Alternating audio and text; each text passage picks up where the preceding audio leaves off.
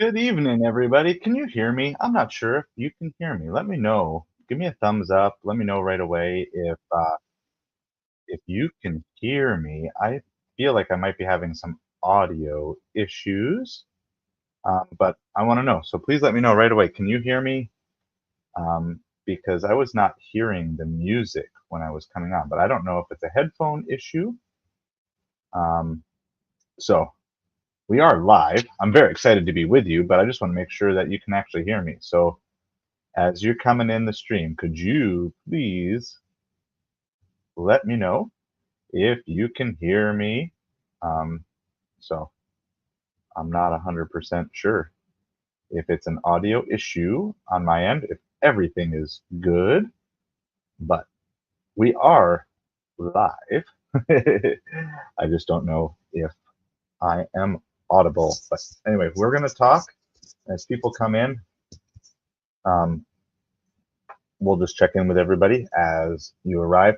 We're going to talk about the ultimate, ultimate setup for your car and everything else. So, what is the best car, best type of car to have?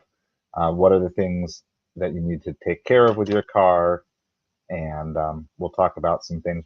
We'll get into some car related things as well. So, hopefully, everything is showing well and right on your. So I'm gonna try some stuff. You can hear me, Trey? Okay. So I'm just making sure because for whatever reason, I couldn't hear any of the intro stuff that I can normally hear, and so I don't know if my mic is acting up. So all right, but if you can hear me, I'm gonna roll with that. So let me know, Tommy Thunder. Can you hear me? Thank you guys. Thank you, Trey. Thank you, Tommy. Thanks for being here. We're going to talk about the ultimate car setup for gig delivery drivers tonight. So once I have the confidence that I'm not just talking muted, because we did have that problem one other time. Once I have that confidence, then we will go. We'll dig right into things. And all right, sounds good. I can't hear me other than what's coming out my mouth, but as long as you guys can hear me, that's all that matters. All right, hope you guys are doing awesome and had a productive day. I did not deliver today for the first time in, I want to say, almost 2 weeks. I did not do any deliveries whatsoever, and it was phenomenal to take a break for a day. Um, I might actually not deliver tomorrow or Thursday too. We've just got a lot of projects that we need to get done here this summer before we get back to school. So today was supposed to be an office day, but then I found out I needed to get some paperwork, which was at the storage locker. And we had a massive storage locker project that we had to do of pulling some stuff out, bring some stuff back over. And I'm working on slowly whittling down the stuff in our storage lockers so we can downsize. So we're paying like $300 a month for a pretty big storage locker. So I'm trying to downsize to maybe about half the size. So we're going to keep selling off some stuff, getting rid of stuff, donating stuff, putting stuff to use, using stuff up. So we kind of spent, as a family, I think we spent probably about 3 hours at the storage locker just going through things. Kids were missing some of their toys that they hadn't seen in a while, so we dug those out, and so we just kind of had a productive day in that, and then we came home and started sorting some of those things through, and then we got more things to bring back and more things to bring home. So that's what I did today. I did no delivery, and it felt great to just take a day off from that. Didn't feel great to really not make a ton of money because it was kind of limited on that stuff, but it's okay. It's all good. So today we are going to talk about what is the ultimate setup for the gig delivery driver vehicle. So, and I took all our notes that we made from Sunday night because we've been talking and breaking down what the ultimate gig delivery driver. Last night we talked all about character, the internal characteristics and qualities that you need to have to be a gig delivery driver. And so tonight we're going to be talking all about the vehicle. Okay, so I broke tonight into 4 quadrants, just like last night. I kind of had to stretch a little bit for the fourth one, but we're gonna we're gonna roll with it. So I had a little fun with the fourth one. So we're going to roll through here, and I'm going to do just like last night. We'll type each of the 4 areas on the screen. These came from my notes, plus then your notes that you guys contributed on Sunday night, plus then a few additions that I had here. So step 1, or part 1, that we're going to talk about is the car type. Okay. And you guys can hop in on some of these things. And again, I did my best to work through our notes list. So for those of you who haven't seen this yet, this was our massive pile of notes from Sunday night.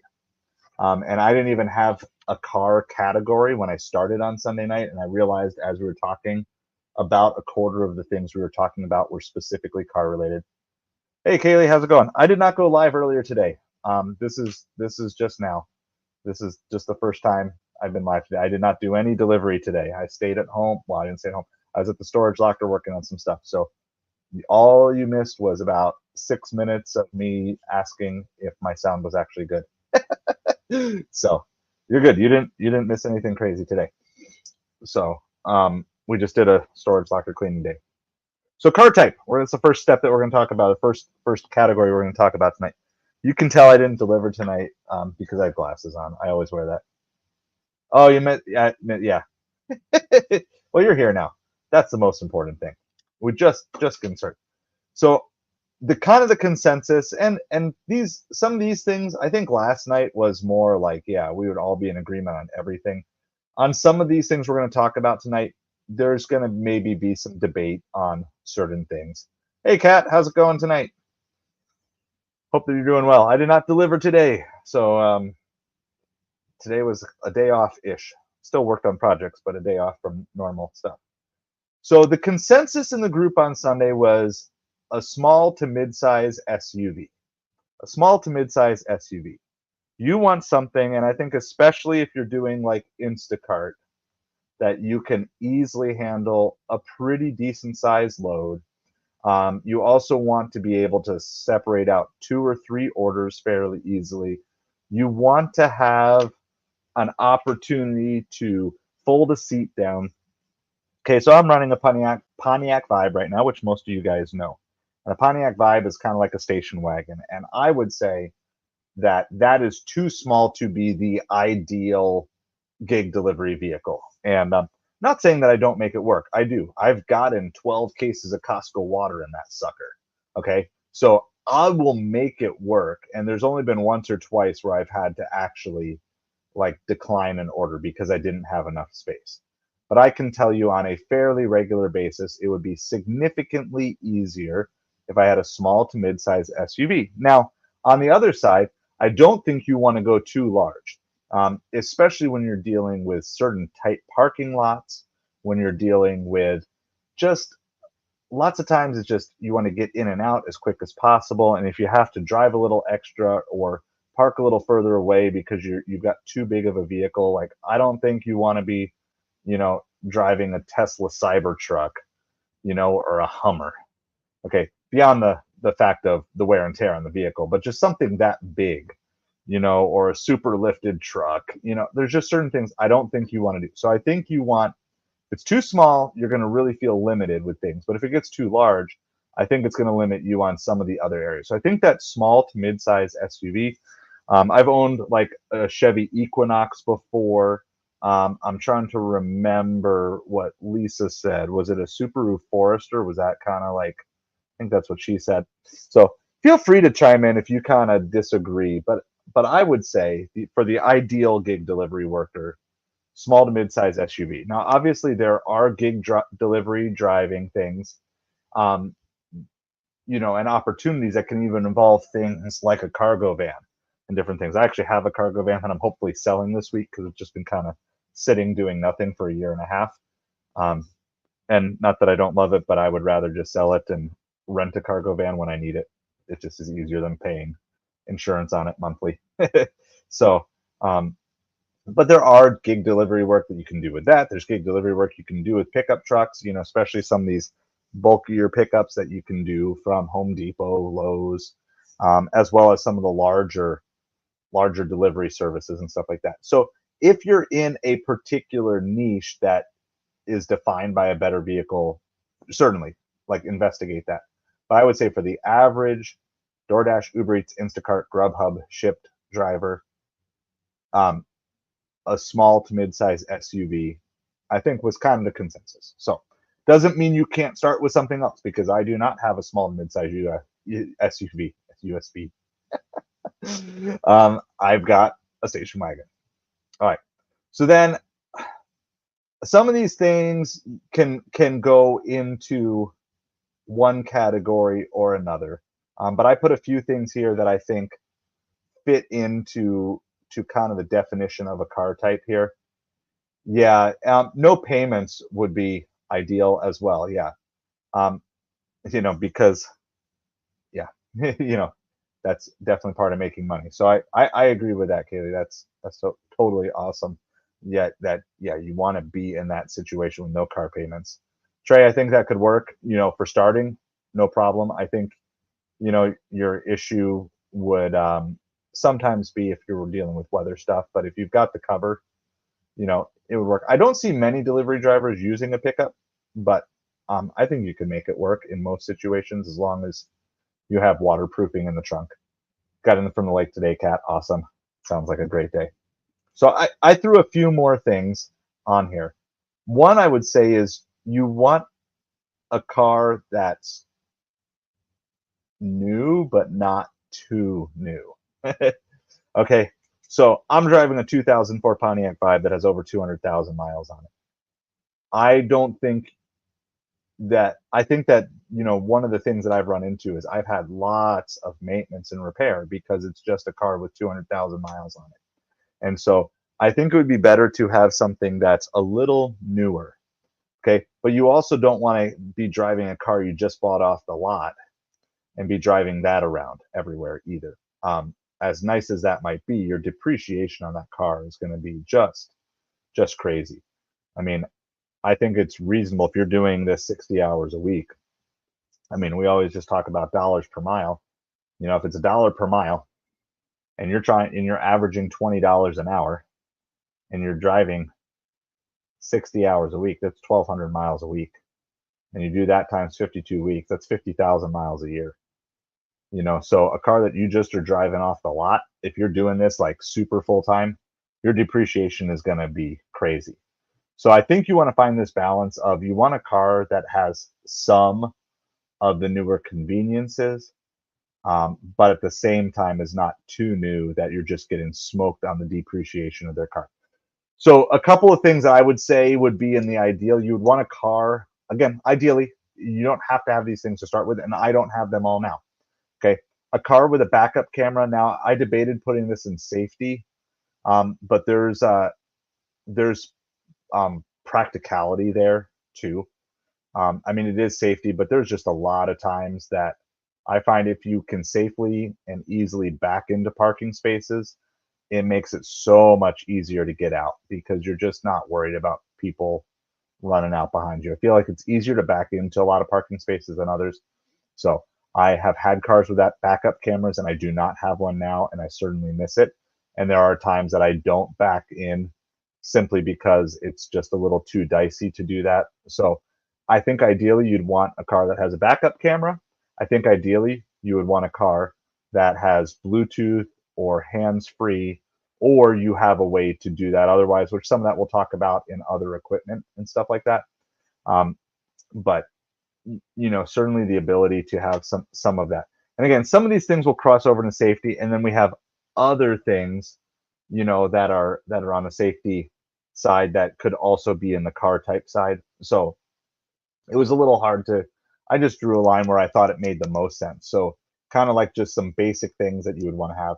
And then we talked about this, and this could go under the car type. It could also go under apps. It could also come under other tools and resources. But I think it's definitely worth considering having some sort of audio subscription, be it XM radio, be it YouTube Premium, be it Audible, be it whatever it is. So, yeah, you have a Sienna van, might be better. It's your wife's vehicle, 2008 with 260,000 miles. Yeah, see, so that's kind of similar to what I have. And I mean, only you kind of know how that car would hold up to a fair amount of deliveries. Maybe it would be something where you kind of do a mix of the two to start with, Trey, or if you're only doing I would say this, if you're not doing a lot of grocery delivery, you're not doing a lot of Instacart, and you're primarily doing DoorDash, Uber Eats, Grubhub, you can probably get away with a truck, because most of the time you're just going to be able to fit everything in the front. And depending on, I know some trucks have like the extra room, kind of like the second row, you know, you can make that work. Or there's ways that you can kind of make it work. I would say only if you're really starting to do some of the larger Instacart runs would the space be a huge difference. And so I'm coming to you as an Instacart shopper too. So I might be slightly biased. I suppose if I were not on Instacart shipped, if I didn't take many grocery orders, I probably would be pretty fine. I'd probably be pretty fine with the Pontiac Vibe all the time, station wagon size or whatever. I mean, I've had people deliver me groceries in, kind of other compact cars that don't even have kind of like the extended hatchback sort of thing. So there'd be possibilities. So that's kind of what I have for car type. And there's going to be some other things that we're going to cover here in safety, that I kind of put more on the safety side, but they could also be standard in newer cars. I don't know because I don't have a newer car, but I could certainly see them either being standard or at least upgrade packages available right from the start, or fairly easy. But I think backup cameras are pretty standard now on newer cars. So I think you'd want a car ideally that has that built in or get it installed, eventually. I think ideally, a car with Bluetooth, and then having some form of an audio subscription is just helpful. You know, so I've had the XM radio before. That's kind of nice. I use the YouTube Premium now just because there's so much content on there that I like to be able to handpick. But yeah, I know what you meant, Trey. Good. All right. So that's some of the basics that we talked about in car type and some other things that. So then number two, I put safety. Okay. Safety. You obviously want to be driving a vehicle that is as safe as possible for you. Okay. So these are some of the things that we talked about for safety. One is a dash cam. Again, I know not everybody has one right now, but I think if you're talking about the ideal gig delivery driver, not only do you have a backup camera, but you would ideally have a dash cam. The dash cam is actually for multiple reasons. Obviously, for things on the road, but also it would be for the purpose of things like while you're dropping off, that you're being recorded every time you drop things off. So there are benefits to that.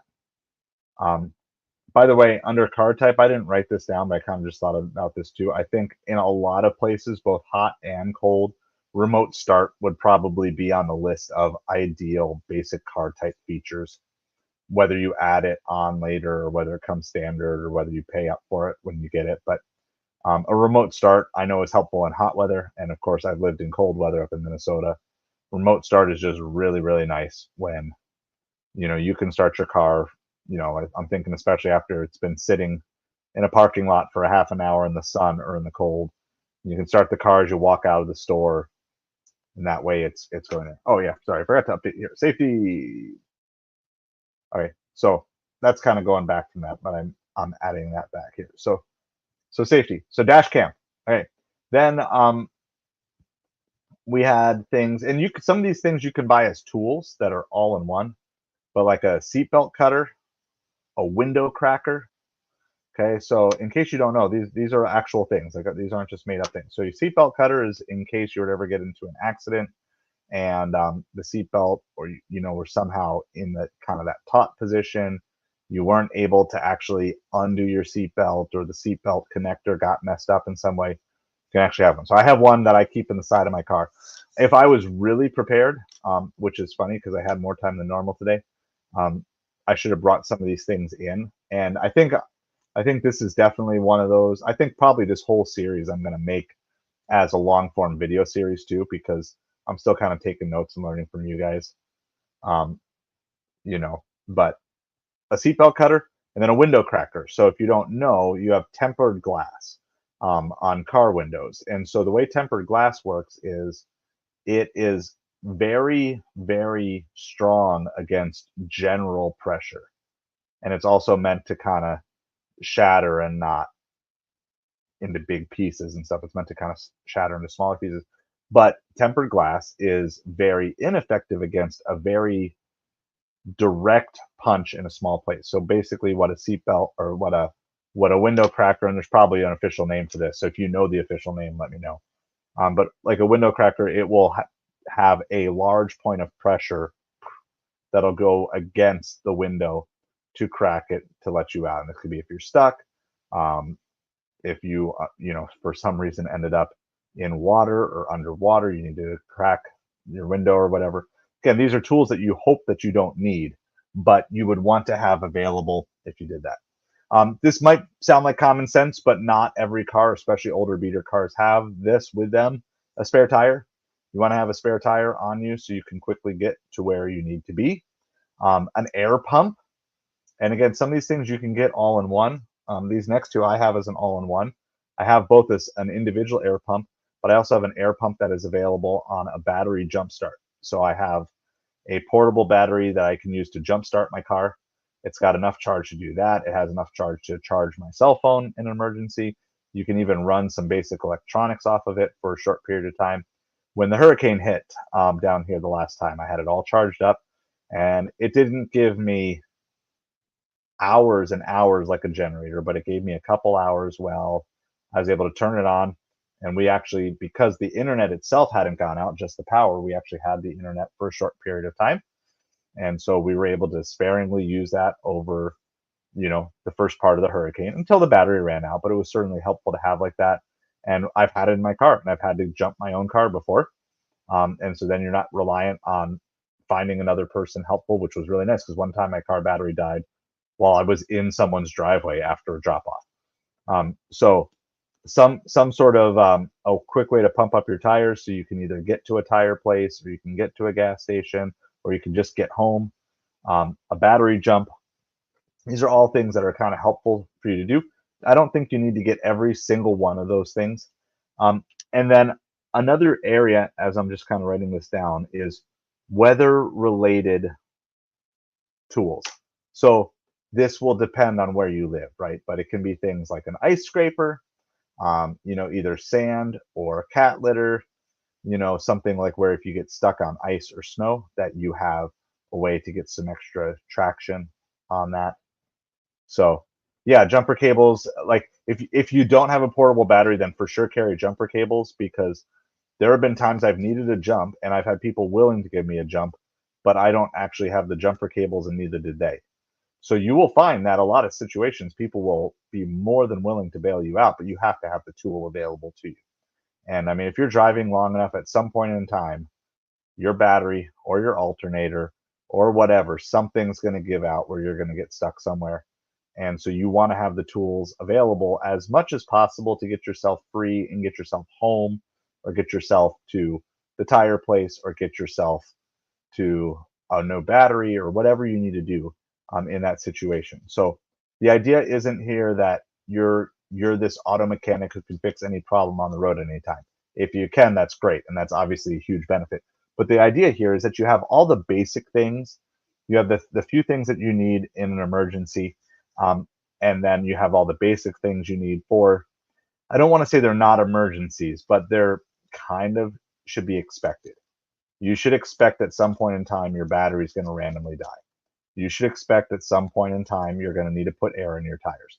They're just going to be kind of common things that you should expect would be a thing. Um, there's also one other thing. So beyond just anything weather related, um, and I would say this, even though this really isn't part of the car, but for me, one of my weather related tools, I always bring extra water with me because I'm in Florida. And if I get stuck somewhere, I do not want to be dehydrated. Okay. I know that's important to me. And there's lots of other phone safety related things. We're going to cover that under the phone night. So we'll kind of talk about some of those things like that. You can also just buy, and I have one that I have in my car. You can also buy just an emergency road kit, and it can be a kit. It'll have a couple of flares in it. It might have those little triangles. Sometimes you see truckers have to give yourself that extra space and warning. So you can choose how much of this stuff you feel comfortable. Obviously, the smaller the car, the more space it takes up. you know, so you got to kind of be sometimes creative and fitting all this stuff in your car. But I would highly encourage you to kind of look through, see what things work. The last thing that this is up to you, of course, but I use AAA. Okay, some of you get roadside assistance with your car insurance. I would highly, highly recommend that you have a person that you can quickly call to bail you out of a situation. So, you know, what's nice about AAA is they'll provide you a tow within so many miles, and you can always tow beyond that. You just have to pay a little bit extra, but it's still cheaper than just a tow truck coming to get you. They can do some of the basic things for you. You know, they can jump your battery if you're stuck somewhere. You can't come, you know, they're kind of like that road ranger, but they're like an on-call road ranger for you. So I would recommend that you look into those services. Start first with your insurance if you have that. I've just used AAA for years, and one of the things I like about AAA is AAA goes with you. So if you're ever like hanging out with a friend and their car goes down, you can call AAA for them. And that doesn't work with your insurance. So that's the reason why I like AAA, is because I've used AAA when I've been with a friend and their car had car troubles. And in this case, it actually wasn't car troubles, but it was just they locked their keys in the car. And so I was able to call AAA, and it was free. I mean, it's not technically free because you pay for your service plan, but it didn't cost anything for them to come out, unlock his car, and then he was able to get in and get everything that he needed. So I recommend that. Definitely see. Hey, Lisa, how's it going? Doing well. So we've talked so far about car type, small to mid-size SUV, backup camera, Bluetooth, hands-free audio, audio subscription, XM radio, something like that, remote start. You want something that's up to date but not too new, where the depreciation is going to kill you. And then we talked about safety. So we talked about things like a dash cam, seatbelt cutter, window cracker, spare tire, air pump, emergency kit, a battery jump start, and or jumper cables, but I prefer the battery jump start. I prefer to have my own power with me as much as possible. And anything weather related, yes, remote start is good, whether you're in hot or cold. You know, I know lots of people in the cold weather love it, but like it is, I'm surprised how many people don't have remote start in Florida. I don't, because I have an old car, but I'm surprised on the newer cars. Like, you don't hear people like warming up their car, or like cars just randomly starting. People are walking to them like you do up north. If I could, I would have a remote start even in Florida, because then just the air conditioner is pumping as you're driving that. And then anything weather related, ice scrapers, sand. I mean, if you're going to go, if you're like hardcore, chains on your tires. I bring extra water in Florida. Hey, 2 sets of keys. That's another good thing. You know, I've actually thought about that, because I kind of like that idea. I like the idea of being able to lock my car while leaving it running too. Not that people can't steal it, but yeah, the idea of having that. And the other thing is, you can get like a hide key. I know most of you guys probably know this, but you can get like a hide key where you can have like your extra key can be like in a metal box, magnet box that goes like hide somewhere under the car. So that's a good idea, because this is like version 1 was our brainstorm, and now this is like version 2 as we dig in deeper, and then version 3 will probably put out an actual long form video on this at some point in time. So yeah, and then we talked about AAA or roadside assist, which a lot of people get roadside assist with their car insurance, different things. All right. Area 3 that I have written down is the dreaded car maintenance. The dreaded car maintenance. And this is, I kind of went broad on this a little bit, but so in general, service, the regular service that your car needs. Okay, I'm not going to get into all those things. I think that could be an entire video that I don't have time to research right now. But you know, how often should you do this? How often should you do that? Okay, make sure you're up to date on the service for your car. And the thing is, so many cars are different now. Some of you guys are running electric vehicles. Kind of doesn't matter what vehicle you have. It's got regular service that it should have. But some of the main things that you should be thinking about: oil changes on a regular basis, filters, making sure your filters are not getting overly clogged. Make sure your tires are not getting bald. Okay, right? It's like, is it a penny?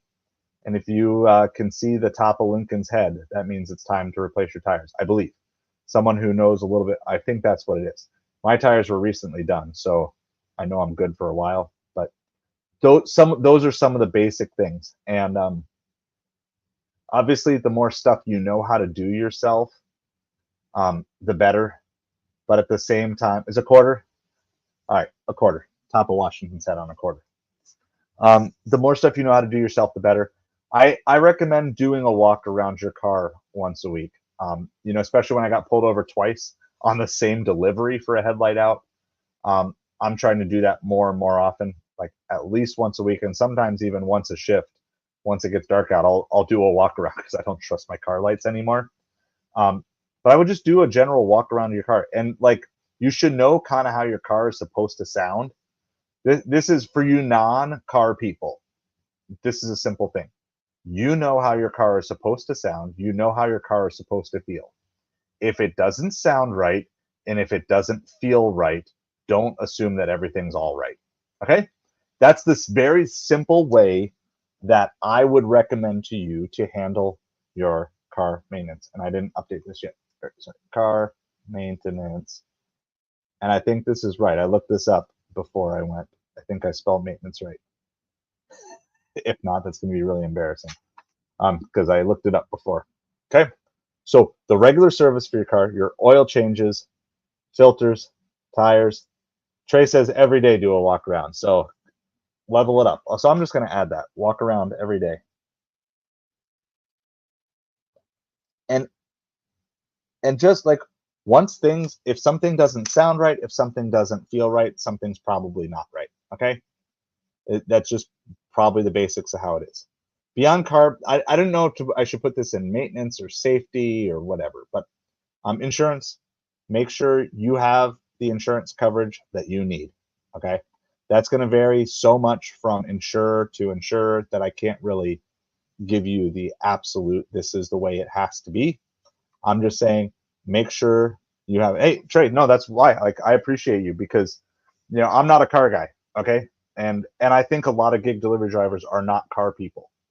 And that puts us sometimes in a bind because we just drive, right? And we expect our car to work, but we don't really know why it works or how it works or what we should be doing. So no, I appreciate you chiming in.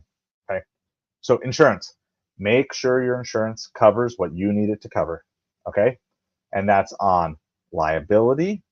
That's on any riders that you need as a delivery driver, any riders you need if you're delivering and driving other people, right? So I've heard sometimes from insurance company, sometimes you need a rider just for delivering food. Sometimes you need a extra rider if you're delivering people.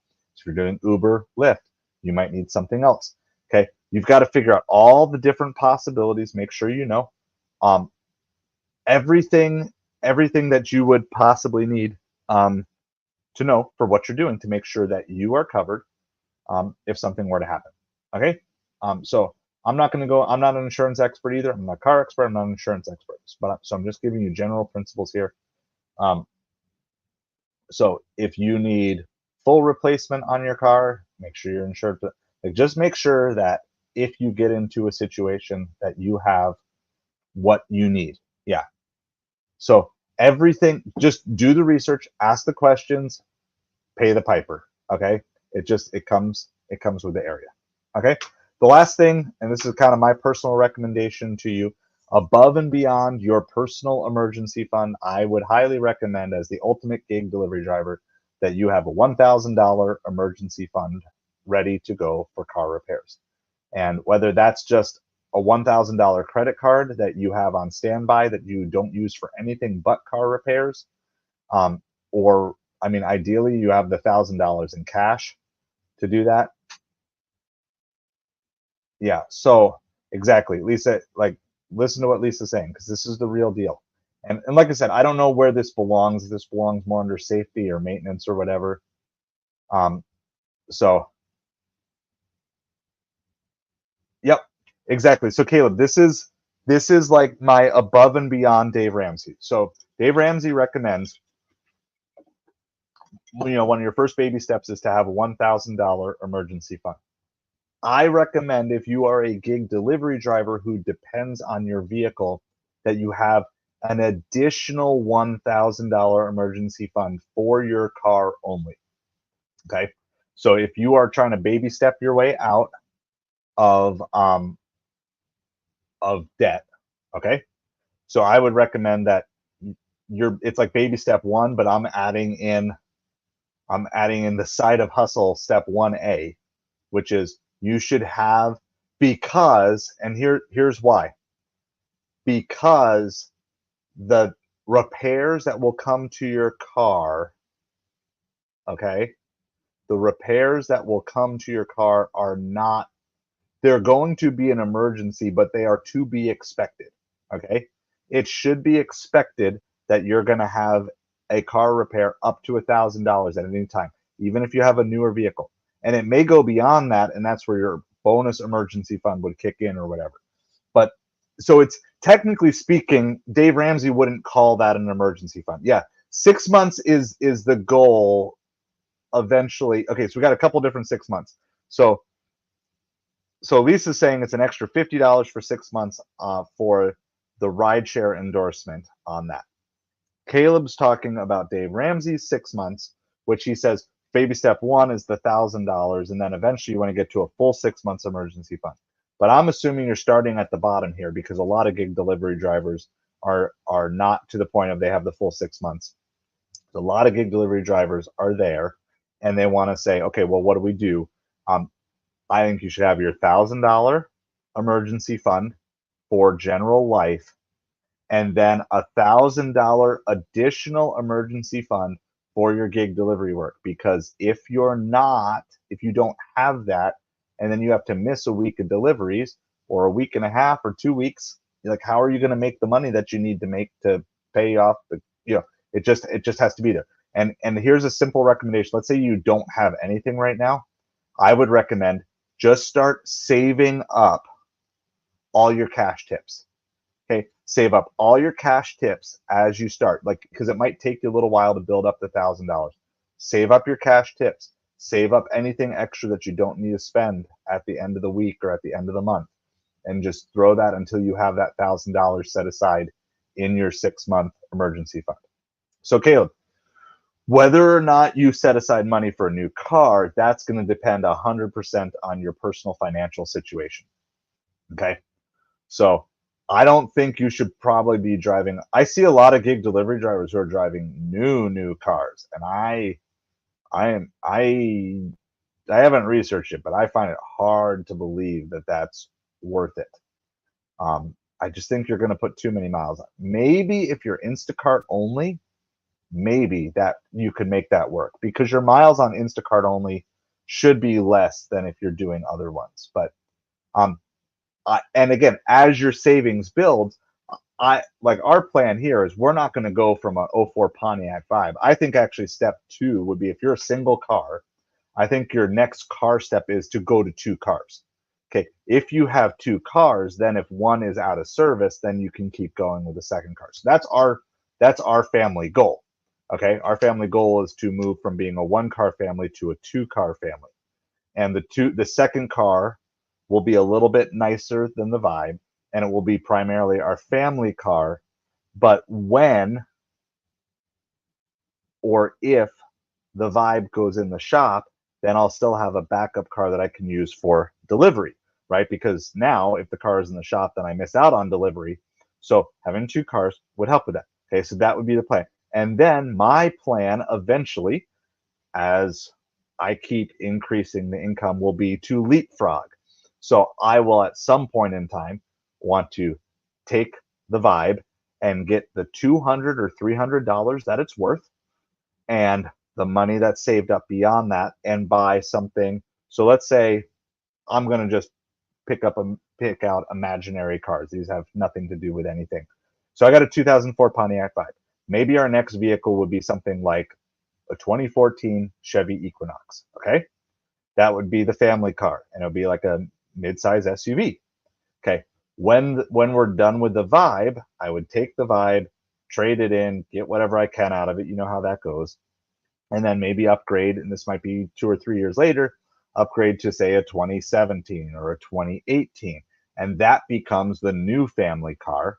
Okay. This is not a strategy I've done yet. This is just what the plan is, right?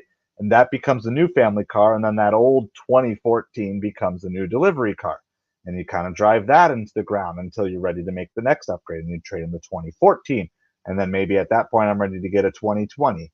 And then once you're fully out of debt and you have the freedom to get everything that you want, then you get yourself the used car of your dreams. Or if you're really, really rich and you don't care at that point, you get the new car of your dreams or whatever. And then you can do that. In fact, Dave Ramsey even talks about in his book how basically you can pay yourself every month to basically get a new car every year. You basically buy the new car every year. You're making payments to yourself. You trade it in. You get the next new car. So he basically has the freedom now with where he is that he can be driving a new car pretty much every year. But I would recommend, if you're step one, if you're a one vehicle family, your first goal is the $1,000.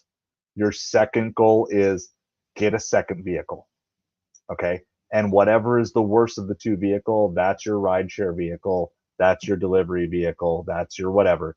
And then the better of the two is your family and personal use vehicle. And then slowly leapfrog from one to the next until it gets better and better and better. I hope that kind of makes sense. I'm not saying that that's the ultimate plan. I'm just saying that's what our family plan is. So that's the goal, is $1,000, second car, leapfrog cars, use the worst car for gig delivery business stuff, until we're to the point that we probably don't need to do the gig delivery anymore, or that would be the hope. Now that might be 5-10 years down the road, who knows? But just saying, that would be along the lines of that. Okay, so car maintenance, oil change, filters, tires, service, whatever the recommended service is for your vehicle. And I would also recommend, sometimes you go into these car places, first of all, find a good car place that they're not going to push stuff on you when it comes to car service stuff. Find a place where they're going to shoot straight with you, where they're not going to try to sell you on things. But then combine that with, you need to do your research too. So one of the things I like to do, if they're saying something to you, you can always say, hey, I'm not ready to do that today. Can you please print out a list of recommendations? And then you can take those.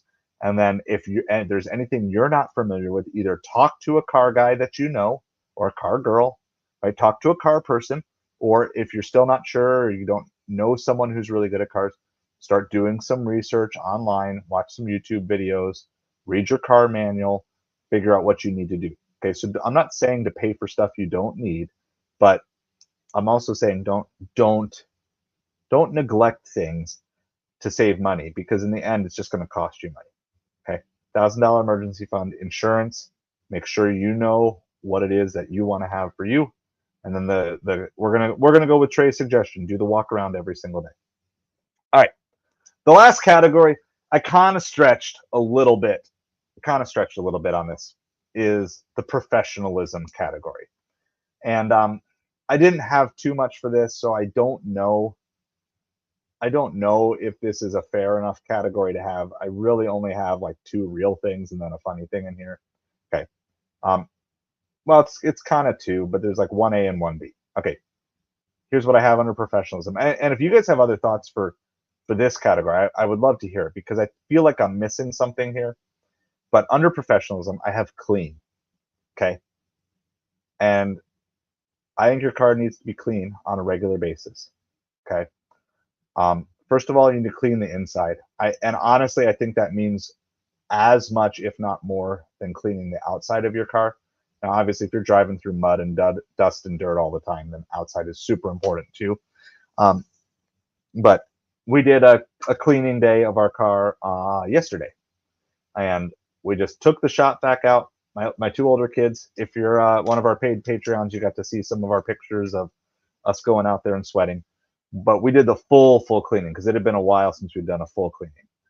We had done some other clean outs and stuff, but I mean, so we shop vacked everything. We have cloth seats in the car, which has its pros and cons. We scrubbed down all the seats, tried to get some of the smells out of the car, wiped down everything. You can do this. We had some old car stuff that we were using. Yeah, this was like the closest thing that you can get to doing a full detail of a 2004 Pontiac Vibe.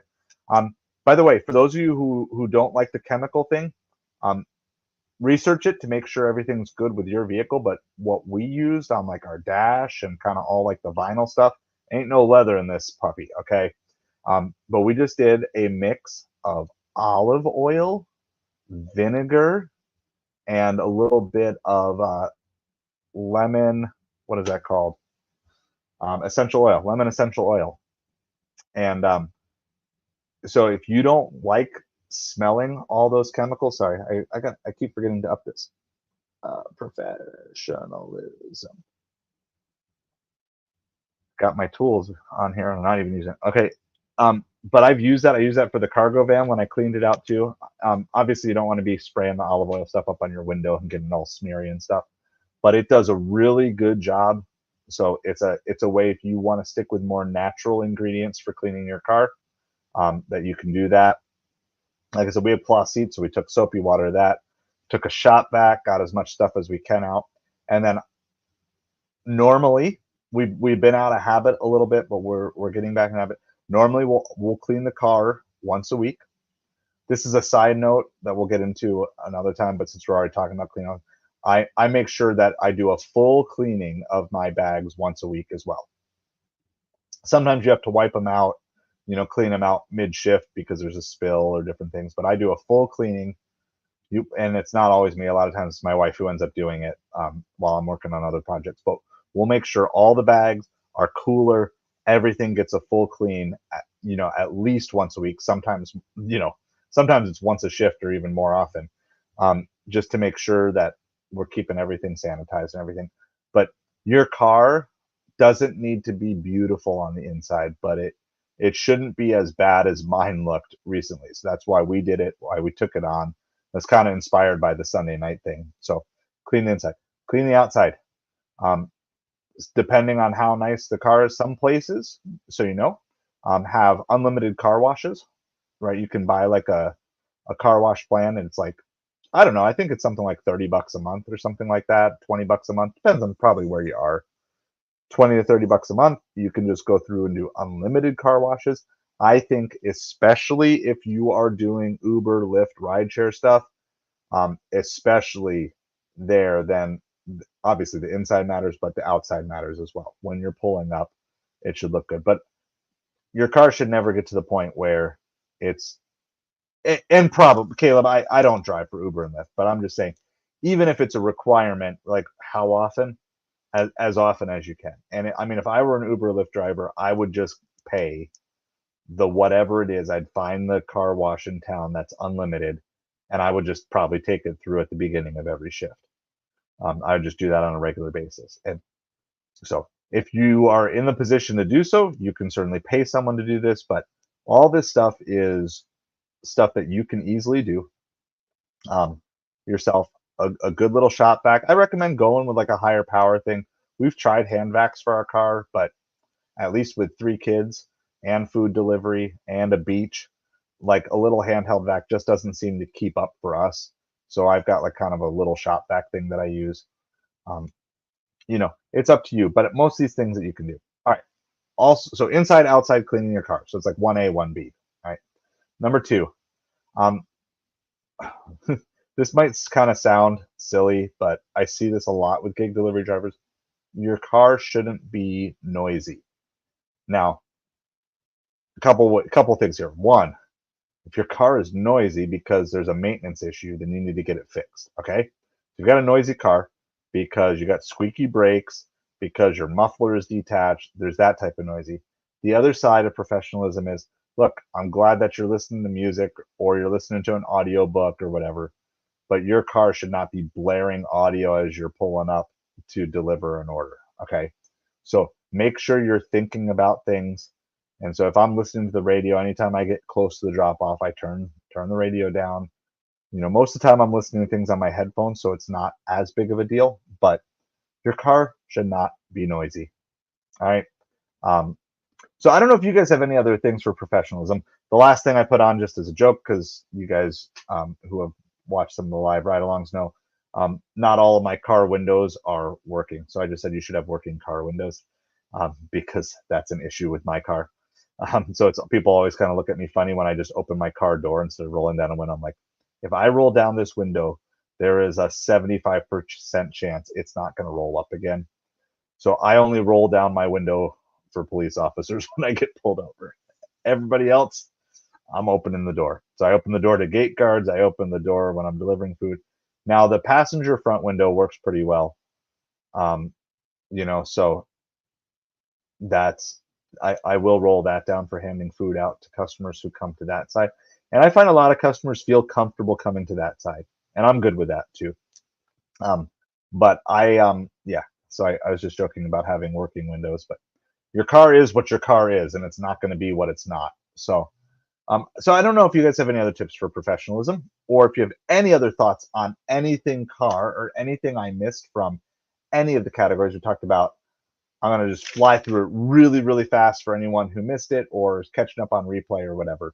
So one, your car type, an SUV, small to medium. Ideally, it's new enough to have a backup camera, Bluetooth, hands-free, some sort of audio subscription, either XM radio or YouTube Premium or Audible or something like that. Remote start. You want a car that's current but not too new, because you don't want the depreciation of all the miles you're going to put on. I would guess many full-time gig delivery drivers are putting on 50,000 miles a year. Two, safety. Two sets of keys, potentially a hide a key where you have a key hidden somewhere in like a magnet underneath your thing. A dash cam would be ideal. A seatbelt cutter, window cracker, spare tire, emergency kit that would have flares in it, air pump, jumper cables, or even an actual battery that you can jump your own car with. Anything you need, weather related, whether that be things like ice scrapers or sand or kitty litter for icy places, or just bottles of water for you if you're stuck there. And then AAA roadside assist that might come with your insurance. You'll have to see. Three, car maintenance, all the basic service that your car needs. Make sure you do research and don't get overwhelmed with things, but things like oil changes on a regular basis, filters, tires. Make sure your insurance covers everything it needs to cover. Do a walk around your vehicle every day to make sure you're not missing something obvious to do. And then we recommend an additional $1,000 emergency fund set aside for your car, so it's ready to go. And then we talked about professionalism, clean on the inside, clean on the outside, not noisy because of car issues, and not noisy because you're playing radio or speakers too loud.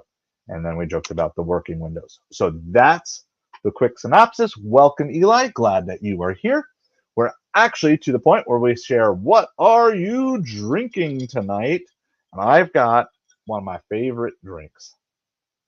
Anybody want to guess? You can tell me what your drink, but put guess. Say guess, and then guess what you think. I don't think this is one I've done in a live because we haven't had it for a while. But this is the drink.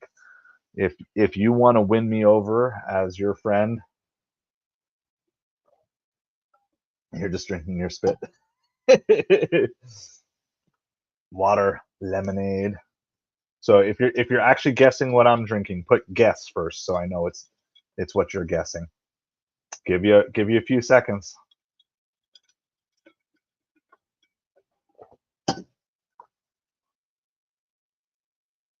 I do not have the blue Gatorade tonight. Nope. No on the blue Gatorade. This is my this is the drink that just wins my heart. Not Gatorade. Nope. You're boring. Water again for you, Trey.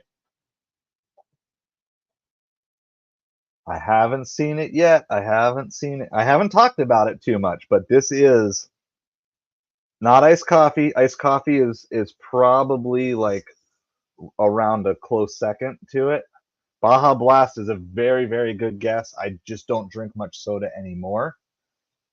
It is sweet, so it is a sweet drink. So I can't drink this as much as I used to. All right, I'm gonna give you like 30 more seconds. This is the drink to my heart. Yes, Lisa, you got it. Sweet tea. Sweet tea is the drink to my heart. My wife made a fresh batch tonight. We actually haven't even had tea bags in the house forever, but we went to Publix tonight, and she was like, we have a one of our kids' birthdays is coming up, and so we had to buy some sugar and stuff for making cakes and things like that. And I was like, well, we're buying sugar. Yep, sweet tea, Caleb. That's it. That is the thing. If we're buying sugar, let's buy some tea bags. And so it's like already gone. Like it's like the real way you make it. Like where I mean, there's a couple real ways to make it. This isn't the northern iced tea where it's like just tea and then you mix a sugar packet in. No, this is where the sugar is dissolved in, it's cooked. Right now, she's doing it. We've done it a couple different ways. We've done it where she makes the syrup and then mixes it into the tea. Tonight, she just made the tea on the stove and then dissolved the sugar in that way. But this is the drink to my heart. If if there were no health repercussions, anybody remember Duck Dynasty? Um, Uncle Si. You know how Uncle Si like always had like a pitcher of tea or like a giant thing of tea with him. That's me. I aspire to be Uncle Si when I grow up. Talking nonsensical things, drinking sweet tea. That sounds exactly like what I'm up for the rest of my life. So that's what we have. Does anybody else have anything else car related? Yeah, it's gallon of tea. That would be me. Um, I do like tea mixed with lemonade and other things like that, but I'm still just a sucker for just a fresh glass of sweet tea. Anybody else have anything else car related that we didn't really cover tonight? I really think like when I started on Sunday, like I said, I wasn't thinking of car as its own category. I just had an other category, but it was really clear how much stuff. So, I mean, if you look, this was the Sunday notes here, right, of everything. And like the bottom half was the physical tools. Yeah. Hey, I got the beard. I'm not gonna lie, the beard is partly inspired by Duck Dynasty. It'll never be as good as their beards, but like that gave me the confidence to make the jump. I haven't watched any Duck Dynasty in quite a while, but my kids are old enough now that I think we've watched a couple episodes, but I think they'd really enjoy a full watch from like, yeah, don't buy a high tech car. Your next car is going to be a truck, a big truck. So I think my retirement car is going to be a car I had a couple years ago. I think my retirement car is just going to be just a nice Jeep Wrangler. I'd be happy doing that. I have no desire. I'm not a car person. I have no desire to drive expensive sports cars or different things. By the way, we did have our poll. Let me see where the poll is at tonight. If you haven't voted, let me. I'm gonna click on it. So, what's winning? What's winning? If you guys can see the poll, all right. Well, if you could own any car, and I mean you can pick others. I just kind of picked three main categories. So I'm in the rugged category. That would be that. But we have the rugged, the expensive, the classic, and then the beater because you don't want anyone to steal your car.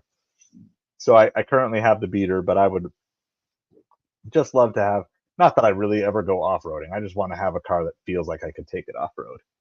So Jeep Wrangler still, you know, kind of nice. I mean, I know Range Rover makes like some nicer versions of rugged stuff or whatever. And yeah, about half of you guys are dreaming of Bentleys and Lambos. Hey, we'll get there. If that's what you want to go for, let's get you there. Might be a journey over the next 5 to 10 years, but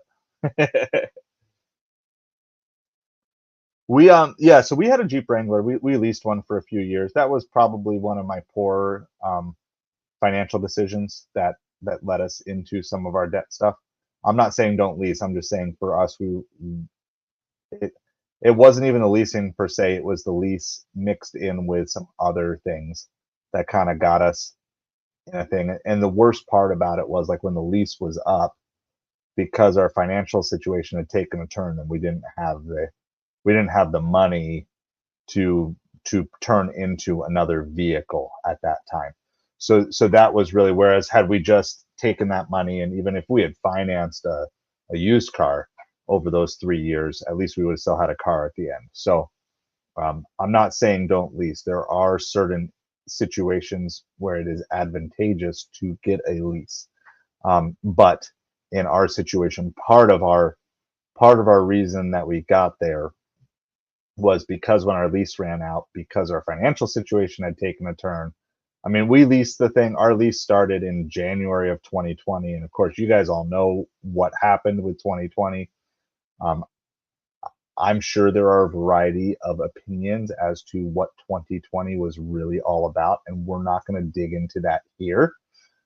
I do think at some point I'm gonna tell my story, my full story of how we got into our financial situation. I'm not ready to tell it yet, but I will just say that part of it had to do with 2020, with where I emotionally was when that happened, and with some things that had happened to us and how I wasn't ready to respond and how I spiraled. So I'm going to leave it there because I'm not ready for that full mea culpa yet. I'm getting there.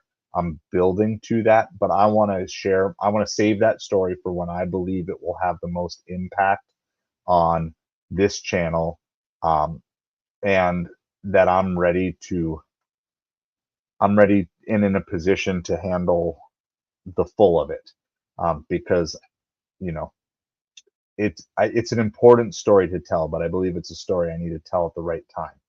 Um, and because it's a past story, I want to make sure that I've crossed all my T's and dotted all my I's and make sure I've patched up all of the holes before I'm ready to fully tell the story. But you are still part of this story today with me, and I appreciate you guys being with me um, in doing this because I want to make sure eventually. You're too evil. I love how I didn't even know you're watching the stream and you just like popped. That's hilarious. So we'll tell the story eventually. I'm not ready yet, and I'm good with that. I do have hopefully a surprise coming for you guys, specifically for this live stream soon. Um, so just a couple of channel updates. Shout it out. I love it. Is that like a whale? I can't even see what that is. It looks like a whale or a fish. Um, channel updates. Couple things. So I didn't get to too much YouTube stuff today because we're just working on our storage locker thing. I also, for those of you on Patreon, I did not get to the office project today because of the storage locker thing. But tomorrow the plan is a full office puke out into the living room. There you go. I have no idea what that is. Amorphous blob. That's about right. That sounds fair enough. So we are going to have the yeah, I know. Not today. Not today. TikTok, TikTok. The story will come when it's ready to be told, and I'll know. I'll know because I'm going to pray through it all and make sure I share it at the right time. You guys are hilarious. So the office dump out is tomorrow. So if you want to follow along with that project, make sure you're on the Patreon side. As soon as we get, I'm figuring out exactly how to do it because I know it's coming soon. As soon as we are to 5 paid patrons, I'm going to start a once a month patron only live stream session for 1 hour. Okay. So 5 patrons at least $5. We're going to add a new tier soon too. So we have all these adopted tiers. And so they're all for different levels. You can adopt a coffee, you can adopt a tank of gas. I just talked to my wife and we agreed we're gonna do adopt a pizza. So we eat pizza most every Friday. Okay. Sometimes it doesn't happen on Friday, but we're gonna add an adopt a pizza tier at $15 a month on the patron because we just go from 5 to 35. And like we want to have something in between. And so one of the benefits of the tier, in addition to all the paid stuff, is you will get to pick one pizza, okay, one flavor pizza for us to try a month if you're on that tier, and we will do our best to secure the ingredients and make it. Okay, so basically we're gonna add an adopted pizza tier. It's probably gonna take a couple days for me to get that up. That's going to be a $15 a month tier. But anyway, point is, as soon as we have 5 paid patrons at any level, so you can come on at the $5 level, the new 15 adopt a pizza, the 35 adopt a tank of gas, whatever. But once we have 5, that means it's at least $25 a month coming in, and I am going to trade. No, we'll make the real pizza, and like, don't make it like 700 ingredients, but if it's like whatever, anchovy, octopus, or hot and spicy buffalo chicken, you you pick it, and it's okay. Like, if you don't have the money right now, that's fine too. Make sure you're a free patron first. Okay, like, come hang out with us, follow us. You paid members do get some exclusive stuff, but I put stuff out for the free people too, because we appreciate everybody over there, and hopefully I will help you figure out how to make an extra $5 a month or more, if you hang on with us, and so you'll have a little extra money. But we want to build that channel. So once I have 5 people, that's an extra $25 a month. So I'm going to exchange 1 hour of my delivery time for 1 hour of streaming time with you. And once we have the 5, I'll reach out to you, and we'll try to pick the best possible time. I don't know if maybe we do it either immediately after this, or maybe we do it immediately before. So maybe we do a 9 o'clock stream. So maybe we do an 11 o'clock stream. I don't know when it'll be, but we'll do that. But on the Adopt a Pizza tier, you can pick any one pizza, and my wife makes pizza from scratch all the time. So we already know how to make the pizza dough and different things like that. And so you just tell us, like, whatever you want, a hot, whatever, hot honey pizza, buffalo chicken pizza, octopus pizza. I can't promise you that my kids will all try it, but I will try it, and I think my wife will try most of it. But I will try it, and we'll record our reactions, and we'll do it as a fun thing. We'll just post those as exclusive to the paid patrons, but just kind of as a fun thing. Or maybe we'll do it to all the patron. Maybe we'll just do it to patron. I don't know. We'll figure out exactly what it is. But that's a new tier. So if you're looking for ways to support, you can do that. Of course, our other support channels are always open. Upside and Fetch. We got that, and there are affiliate links to Amazon. If you know you're going to be ordering something on Amazon, you can just click through our affiliate link and then just order within 24 hours. And we actually, even if you don't order through the thing you click through, that's a simple way that you can support the channel, and we get a small percentage of that. So yeah, we do homemade pizza almost every week, and my wife is amazing at it. And maybe we'll even share with you. We have a couple different recipes that we've used. I'm not even sure which one she's using, but I don't know if it's a cookbook one or it's her own recipe now that she's using. But we'll once we get that up, maybe we'll post our basic crust recipe, and how we do it is really, really cool. We it's a lot different than how most people do their homemade pizza, at least that I know of. So anyway, we're really excited about this. And again, if you can't afford it, that's fine. Like, I don't hate you if you can't afford things or anything. I understand. But we're just trying to figure out as many ways as possible to help the income keep coming in, so I can spend more time building into you guys.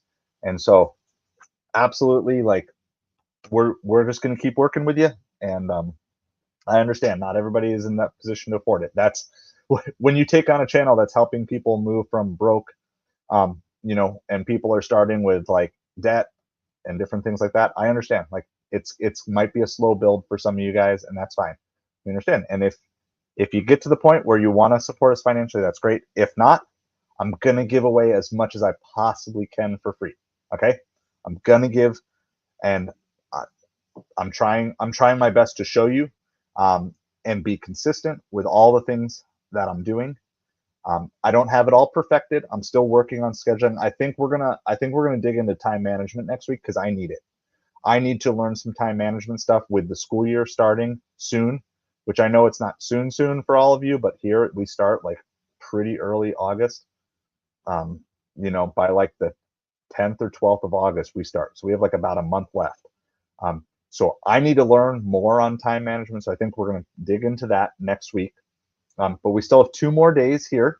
So we're going to talk about, tomorrow we're going to talk about the physical tools. I think it should be fun. We've already talked about a bunch of them, and I've had a couple more brainstorms of some other stuff. that I don't think we mentioned on Sunday, but the actual physical tools to bring with you.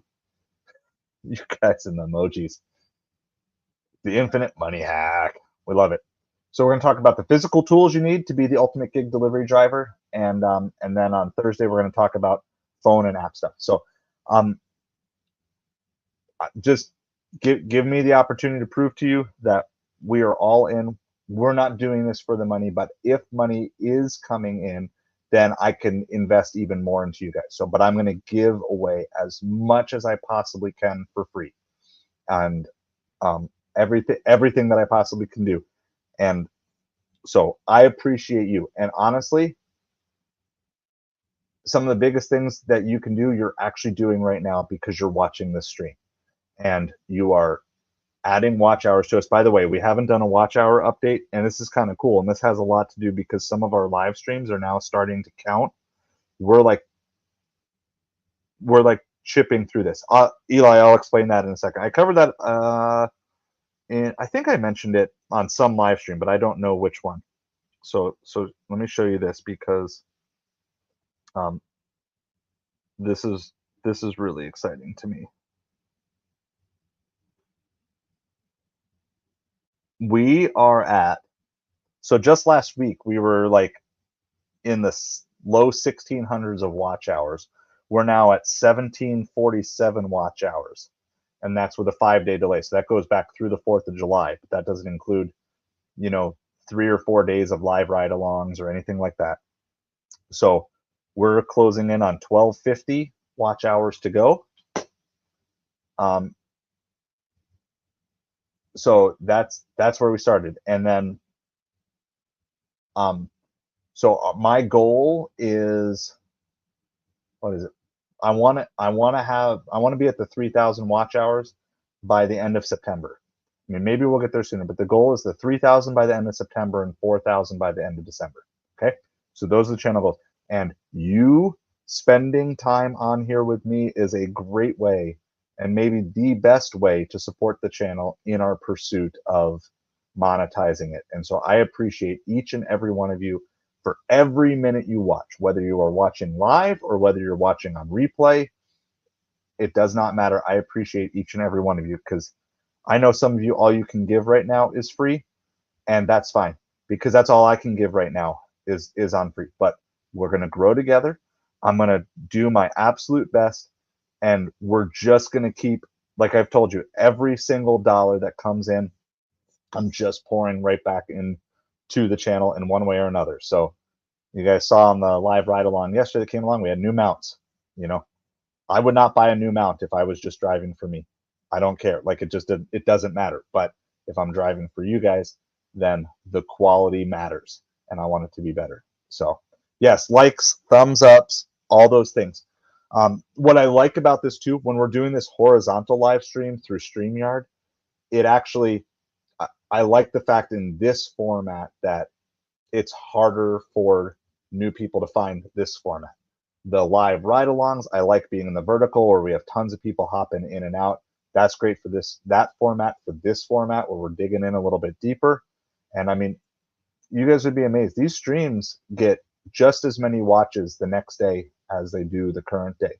So we have lots of people. Sometimes it's probably you guys that you miss a stream or whatever, but it's other people who are watching these streams, and they're slowly growing. We're slowly building momentum with everything else. So yep, like, subscribe. That's free. That's free. So I appreciate it. And every watch hour, if there's videos, old videos on the channel you haven't watched, do it. If you can comment on old videos, you can always wake up the YouTube algorithm. I saw one of my videos is starting to trend, not like crazy, but I noticed that, I'll show you this, because so like my average video through like 3 months has about 300, 400 views. This is my how to save money on Upside.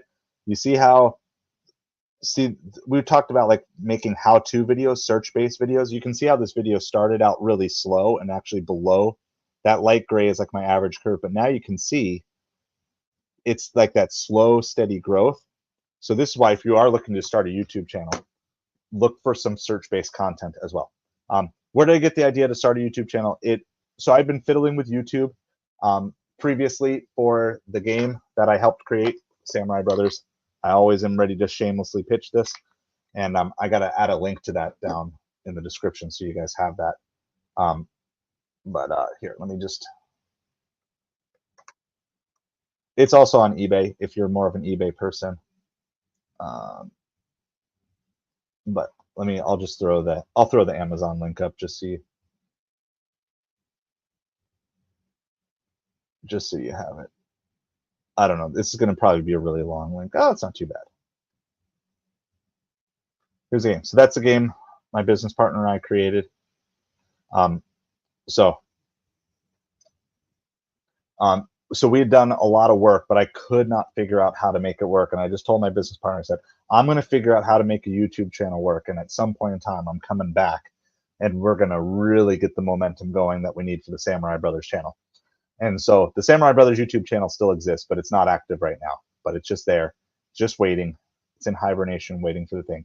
And so it was that combined with, I sat down and I said, how can I 10x my food delivery income? I'm already making like over $1,000 a week on average. How can I 10x it? How can I make 10,000? And I ran all the numbers, and of course, it's very easy to see like it's pretty much impossible. All right. And so I was like, well, the only possible way that I could 10x my food delivery income would be to monetize what I'm doing while I'm delivering. And I was a big fan of, a lot of the YouTubers who did, streams and ride-alongs and different things like that. And I'd watch some both to learn and also kind of for the entertainment part. I'm like, well, I have some pretty good delivery days. And so I said, well, January 1st, I'm like, I'm just going to start a YouTube channel. January 1st, this is my New Year's resolution. And I can tell you, like, you can go through the stream. There's been a few weeks where posting was less than normal, but it's been growing and everything, and been trying to spend more and more time. I want to get faster at posting longs, but the editing I'm still kind of slow at, and I can't afford to hire that out quite yet. But I've just been building this from there.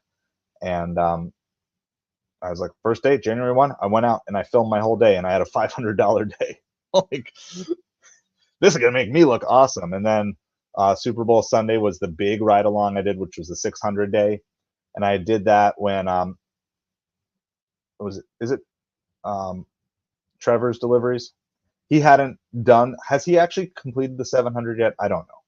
I haven't caught up. But at that point, he had completed the 600, but not completed the 700 yet. And so I did it, and I pulled it off on Super Bowl Sunday, like literally down to the final delivery, but I got it. And that kind of took off a lot, got a lot of views and added a lot of subscribers. I think I added almost 100 subscribers from that video. And then everything changed, and I lost the old catering program and everything else, and had to adjust just like a lot of other people did through it. So that was it. And then how did I learn the basics of it? Think Media, Think, THINK. I'll just post it for everybody. If you want to, I've listened to some of their videos probably 5 or 6 times now. Like, no doubt, just listen, and then they just kind of keep coming up. So Think Media, and Sean Cannell, rhymes with YouTube channel, he says in some of his videos. Sean Cannell, he's the main guy, but they just do so many different things about how to grow your YouTube channel and different things. So,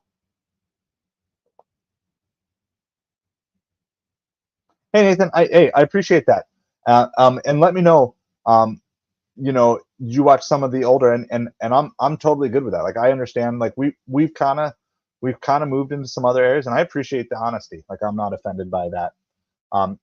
I need to get back to doing more of the ride-alongs, and I think I kind of burnt myself out on doing just ride-along videos, and I was trying to do some things with some teaching and growth stuff, and I'm 100%, like, I understand. And so what I've done is I've shifted to more of the teaching and the growth at the nighttime stuff, like we've done here, and I'm trying to work in live ride-alongs a little bit more, which has been good. And I want to work to figure out how to quickly turn a live ride along and then edit it down into a stream. So were you liking like the early ride alongs on the channel? And just let me know. So, hey, and I'm up for the challenge, and I know everybody in this channel is with me on, hey, we're all up for the challenge, like to do that. So I'm I'm not offended one bit, and I appreciate it. And any other feedback, you know, you can either comment here or shoot me an email. Like for real, I check my email every day, a side of hustle channel at gmail.com. You know, I didn't really know what I was doing on the business side when I started, and you know, I'm even going to show the comment because I think this is good. Hey, no, and you're good.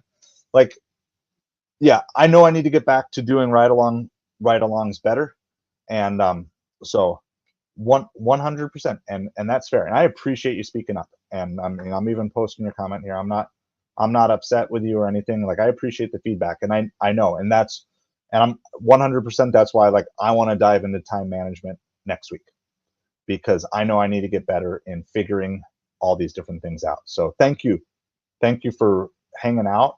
Thank you for sharing, and I appreciate that. And if you want to send me more, like, I would love to just, chat with you, shoot a couple emails back and forth, and really hear some specifics of those things. So more than fair, more than understood, and I appreciate it. Like, I get lots of great feedback um, from you guys, and it doesn't all have to be positive.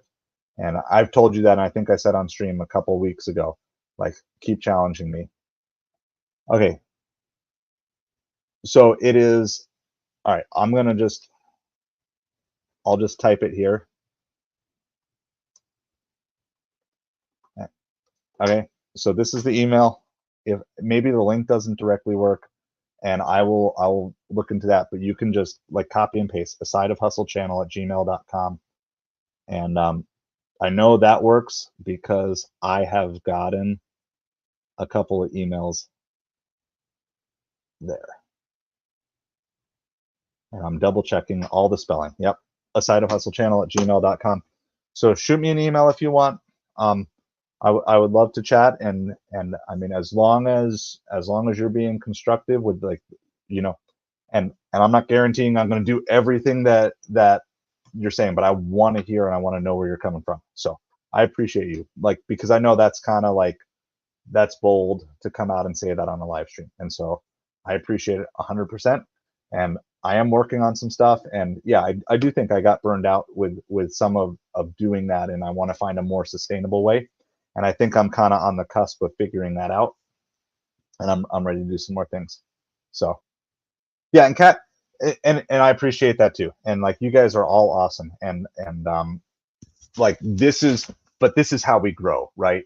And I'm gonna be 100% genuine, honest with you. Like, I know eventually, whatever this channel becomes, there's gonna be some people who love it, and some people who hate it, and some of people who like it now who won't like it a year from now. And I mean, there's sometimes I look at them like, I don't know if I like that. I was working on editing a ride along, and I said this on the stream the other night.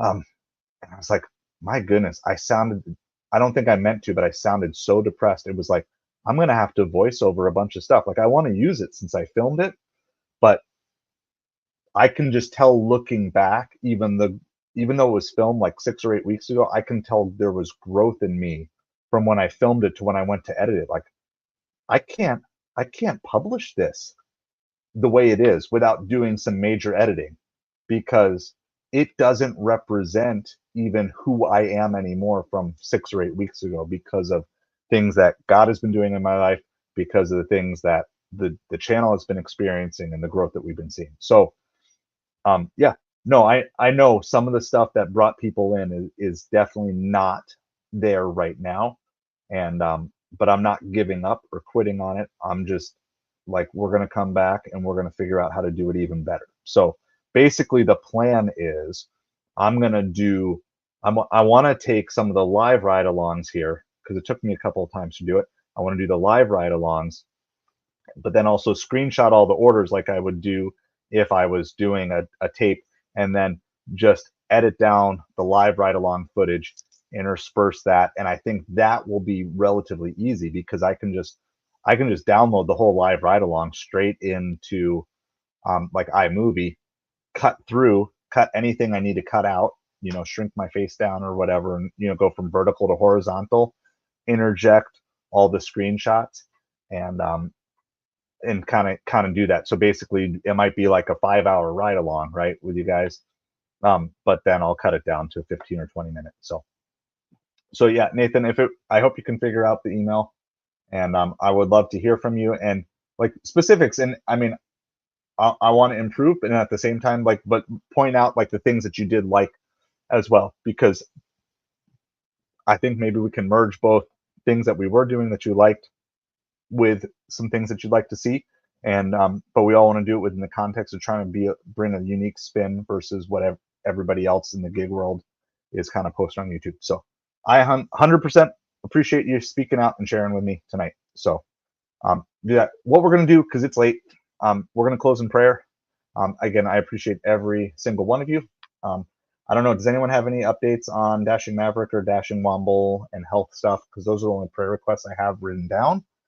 But if anybody else has anything related to that, please let me know. And or if anybody has any other prayer requests, let me know. I know Maverick was on my live yesterday, and he seemed like he was doing better. And Womble was on live last night. Okay, no updates. All right, we'll just keep praying, and then if you guys get updates, let me know. We certainly want to be praying for people, but I don't want to be praying for people to get well once they've gotten well. We can pray for other things. Any other prayer requests? All right, sounds good, Eli. Well, we're just going to pray and wrap up because it's the end of the night here. It's 11:30, and my sweet tea is almost gone, so then I'm really toast. Yeah, I know there was big. I was talking with him like with the big hurricane going, and we did pray for kind of all the drivers in the area of the hurricane. And I'm so kind of out of touch with like the actual news of the hurricane, so I haven't had time to look on that, but we'll probably pray for all of them tonight too. All right, let's pray. Dear Heavenly Father, just thank you for tonight. Thank you for just this cool stream, this hangout. As we're just trying to piece all these things together, as we're trying to grow as a channel, as we're trying to grow together, as we're trying to grow in you. Father, I thank you for Nathan. I just thank you for him speaking out and sharing. And Father, like, yeah, I take that challenge seriously. Father, help me to grow. Help me to maintain the heart that you have placed in me, but at the same time, keep growing, not be satisfied with what I've done in the past, and to keep going. And I just pray that you could just open a great dialogue there. Father, we pray for Dashing Maverick, that he would get feeling better, Dashing Womble, that he'd be feeling better as well. Just pray for both of them, that you just be working in their bodies to heal them. We do pray for all the drivers who are in and being affected by the hurricane. We pray especially for those who are just in financial trouble right now, that you'll help them to make wise decisions, even though it may be difficult. And Father, that pray that you help them find ways to make the money that they need to pay the bills that they need at this time. And we'll just pray that it all be safe out there. And again, just making wise decisions. We thank you for our time together. Father, we think of our cars. Help us to make sure that we're doing our best to take care of our cars as a gift that you've given us, that we can use to help deliver on these gig apps and everything like that. And Father, if for those out there who are needing either a second car or a new car, Father, we just pray for your provision in your timing. We know that you will give us what we need when we need it. And so we just pray that for those who are really in need of a new vehicle, that you would just provide that for them when you are ready and when they are ready to receive that. We just pray all this in Jesus' name. Amen. We'll be on tomorrow night, and we are going to be talking about where's my list? I got too many lists over here. What are we talking about tomorrow night? We are talking about the physical tools. Okay, the physical tools that you need to be the ultimate gig delivery driver. So we're going to kind of keep working our way through, and then we will go from there. So thank you all. Appreciate all of your watch time, all your watch hours, hanging with us, growing with us, and be praying for me too, that I can keep growing, that I don't get satisfied with where we're at, that we just keep working to grow together as a team. Appreciate all of you. Have a great night.